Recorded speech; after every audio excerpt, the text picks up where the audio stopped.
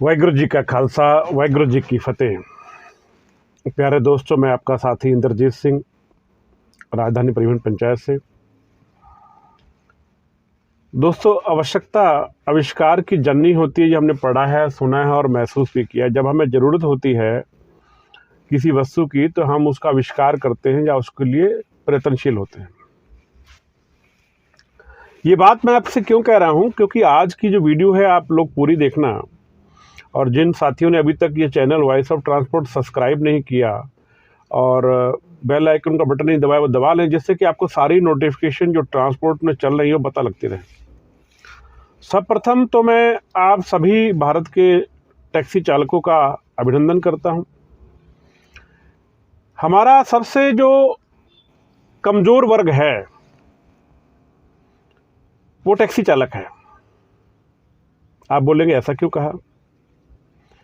Taxi चालक ज़्यादातर अपने आप में गाड़ी मालिक होता है। वो बहुत प्रयास करता है, पहले गाड़ी चलाता है, गाड़ी चला के कुछ पैसे इकट्ठे करता है, दोस्तों रिश्तेदारों से पैसे लेकर वो एक गाड़ी परचेज करता है और गाड़ी परचेज करके अपनी गाड़ी का मालिक बन जाता है। बहुत से मेरे मित्र या उनके बुज़ुर्ग ने ये काम किया और आज बहुत बड़ी बड़ी कंपनी बना के बैठे हुए हैं। उनसे हमें सीखना चाहिए। पहले टाइम के अंदर एम्बेसडर गाड़ी होती थी, हम लोग रोटी खाते थे, ठीक था। फिर टाटा की इंडिका आई तो हम लोग थोड़ा प्रमोट हुए, टेक्नोलॉजी चेंज हुई। उसके बाद में डीजल का जब परिवर्तन हुआ तब सीएनजी फ्लीट आ गया। अब सीएनजी के बाद इलेक्ट्रिक फ्लीट आने जा रहा है। हमारे हिंदुस्तान के जो रोड हैं, उन रोड्स के ऊपर पहले सरकार रोड बनाती थी। अभी परिवर्तन आया तो कुछ वर्षों से टोल का सिस्टम चालू हुआ, जिसमें निजी कंपनियां वो सड़क बनाती हैं, उसकी रखरखाव करती हैं, उसके बदले में पैसे लेती हैं। अब मेरा टाइटल जो समझ में, जिसके लिए मैंने अभी शुरुआत की है, अभी आप लोग देखते हैं कि जब कभी कोई बिल्डर फ्लैट बनाता है तो उसके हर एक कोने का वो सदुपयोग करता है। और अभी जो नई टेक्नोलॉजी आई है, या ये कह दें कि जब मेरी जेब खाली होने लगी तो मैंने सभी पॉकेट्स को चेक किया, कहाँ से कैसा पैसा निकल सकता है। अपने बही खाते चेक किए, अपने अलमारियाँ चेक करी, गल्ले चेक करे कि पैसे कहाँ गए, मेरे पैसे गुम कैसे होते जा रहे हैं। दोस्तों, मैं जो आज आपसे बात करने आया हूँ, ये पूरे भारत के लोगों को बोलने जा रहा हूँ कि आप लोग भी इसके बारे में आवाज़ उठाइए, जिससे हम लोग इसकी तरफ ध्यान देकर और इस पर कामयाबी ले पाएँ। हुआ क्या है, पहले डीजल, पेट्रोल और सीएनजी का भाव कम था। जब हमें सीएनजी में कन्वर्ट किया गया तो राम नाईक जी मंत्री थे पेट्रोलियम, उनसे भेंट हुई, हमारा पूरा डेलीगेशन गया। हरकिशन सिंह सुरजीत जी ने हमारी मध्यस्थता कराई। तब राम नाईक जी ने ये कहा था कि सीएनजी जो है पर्याप्त मात्रा में और हमारी वेस्टेज है, इसका रेट कभी बढ़ेगा नहीं। हमने कहा था सर रेट बढ़कर, रेट नहीं बढ़ेगा। हमने कहा चलो, उस समय 30 रुपये के आसपास डीजल था कि 19 रुपये में मिल रहा है, तो मजबूरी है क्योंकि दिल्ली में रहना है तो चलाना पड़ेगा, तो हमने वो कर दिया। लेकिन आज 58 रुपये के आसपास दिल्ली में सीएनजी है और दिल्ली से बाहर 70 रुपये भी चल रही है, कहीं 60 रुपये चल रही है। इसी प्रकार 80 से पार डीजल है और 90 से पार पेट्रोल है। मैं ये बातें जो कर रहा हूँ, ये अगर आप सबको शेयर करेंगे तो हर एक आदमी इस बारे में आवाज़ उठाएगा। और अपनी जो यात्री बैठते हैं, हमारा सबसे अच्छा काम क्या है कि हम अपनी बात को दूर तक पहुंचा सकते हैं। जिस भी गाड़ी में यात्री बैठे उसको ये वीडियो दे दो कि सर इस पे आप अपना प्रतिक्रिया दीजिए, जवाब दीजिए, क्योंकि उसके पास भी बाइक या स्कूटर या गाड़ी रही होगी या वो सुनता होगा। और आज सभी लोग भारतवर्ष के अपने आप में अर्थशास्त्री हैं। डीजल डलवाते हैं, सीएनजी या पेट्रोल डलवाते हैं, हमारे को उसकी कीमत से कई गुना ज़्यादा पैसा देना पड़ता है। उसमें एक पैसा आता है जिसमें रोड के बनाने का खर्च लिखा जाता है। जब आप खर्चा लेंगे ना, उसमें शिक्षा का टैक्स है, रोड का टैक्स है, सुरक्षा का टैक्स है, एजुकेशन टैक्स है, और ये काफ़ी चीज़ों का टैक्स लिया जाता है। अब ये बात है कि जितनी बार हमने तेल लिया उतनी बार हमसे सड़क बनाने का पैसा लिया गया। एक बात होगी, जब हमने गाड़ी रजिस्ट्रेशन कराई तब भी हमसे भारी भरकम टैक्स के पैसे लिए गए। हमने वो भी दे दिए। अब तीसरी जगह आ जाइए, हम जब किसी भी स्टेट का टैक्स कटवाते हैं तो आप उसकी फैब्रिकेशन देखिए तो उसमें लिखा होता है ये रोड टैक्स है, ये पैसेंजर टैक्स है। मतलब आप कितनी मर्तबा टैक्सी वाला वो पैसे देता है। आज ट्रक वाला 10,000 रुपये देके पूरे भारत में कहीं भी जा सकता है, लेकिन टैक्सी वाले को जाना होगा, दिल्ली से नोएडा जाना है तो 230 रुपये देने हैं, दिल्ली से हरियाणा जाना है, गुड़गांव जाना है तो 100 रुपये देना है, वापसी दिल्ली आना है तो फिर 100 रुपये एंट्री टोल देना है। हमारा सरकार से निवेदन है और आप सभी साथियों को ये निवेदन है कि अभी आपके यहाँ चुनाव हो चुके हैं, कई जगह होने वाले हैं और नहीं भी होने वाले, तो हम सिर्फ और सिर्फ इस बात पे चल रहे हैं कि टैक्स जो हमारे पे लगते हैं उनको हटाया जाए। आज अगर डीजल, पेट्रोल और सीएनजी से टैक्स हटा देती है सरकार, तो हमारे जो यात्री हैं वो हमारी गाड़ियों की ज़्यादा सुविधा लेंगे और सरकार का जी जाल बन चुकी जो प्राइवेट माफिया है, निजी कार माफिया है, वो भी समाप्त हो जाएगा। क्यों?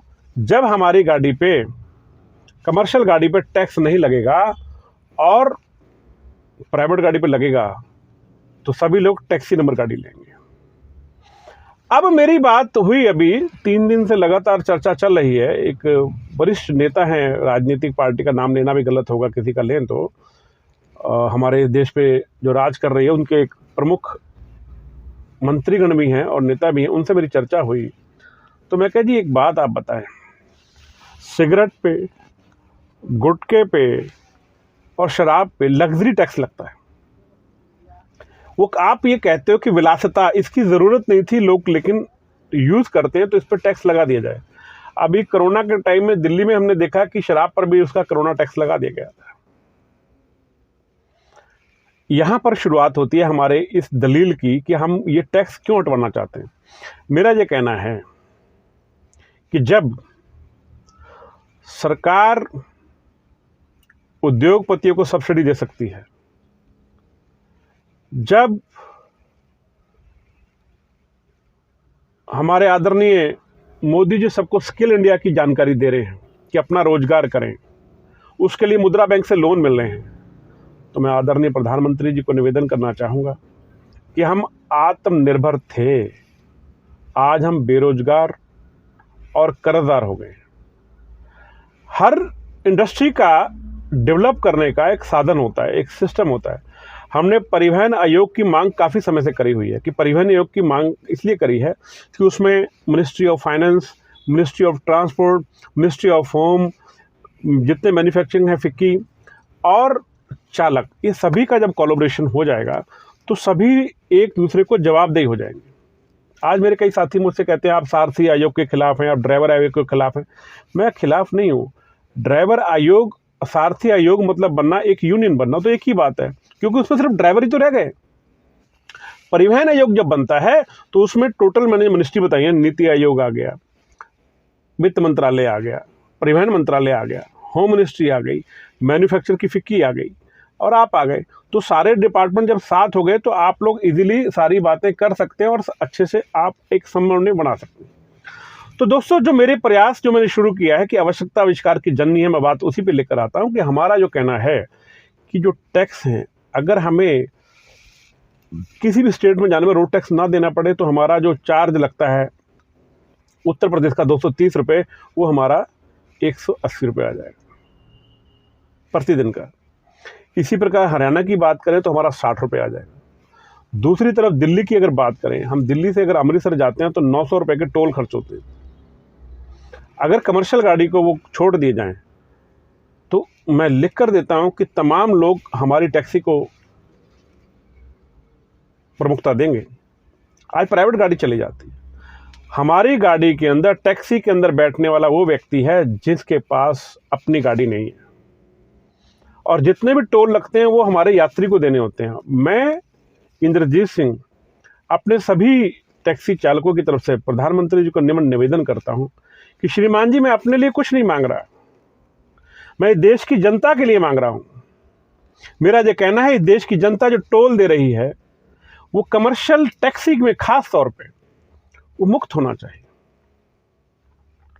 टैक्सी एक ऐसा साधन है, खुशी में गमी में दोनों जगह सभी के साथ रहता है। चाहे कोई गांव देहात दूर दराज हो, टैक्सी जीप के रूप में, टैक्सी गाड़ी के रूप में अवेलेबल रहती है और लोग इसको करके अपनी खुशियां को संपन्न करते हैं। आज किसी परिवार में कोई आदमी इकट्ठा करके कुछ पैसे बचाकर अपने परिवार को खुशियां देने के लिए टैक्सी बुक करता है, तो उसको मिनिमम एक ट्रिप का 2000 रुपया टोल देना पड़ता है। आदरणीय प्रधानमंत्री जी, मैं आपसे निवेदन करता हूं अपने पूरे समाज की तरफ से कि अगर आप टोल से हमें मुक्ति दिलवा दें और सीएनजी, पेट्रोल और डीजल पर जो टैक्स लगता है वो आप टैक्सियों पे, कमर्शियल नंबर पे अगर मुक्त कर दें, तो मुझे लगता है कि जो आपका भारत से गरीबी भगाने का लक्ष्य है वो जल्दी पूरा हो जाएगा। और जो स्किल इंडिया के लिए आप काफ़ी पुरजोर प्रयास करते हैं, उस स्किल इंडिया के अंदर हम सफलता प्राप्त कर पाएंगे। तो आशा करता हूँ मेरी इन बातों से आप सभी लोग सहमत होंगे। इस वीडियो को जितना ज़्यादा आप फैलाएंगे उतनी हमें कामयाबी मिलेगी। हर आज़ादी के लिए लड़ाई लड़नी पड़ती है। अगर आपको लगता है कि कुछ पैसे बच जाएं तो शायद बुरी बात नहीं है। और एक बात और याद रखिए, दिल्ली के अंदर इन सभी मांगों को लेकर 21 मार्च दिन सोमवार 2022 को हम एक विशाल प्रदर्शन धरना करने जा रहे हैं जंतर मंतर पे।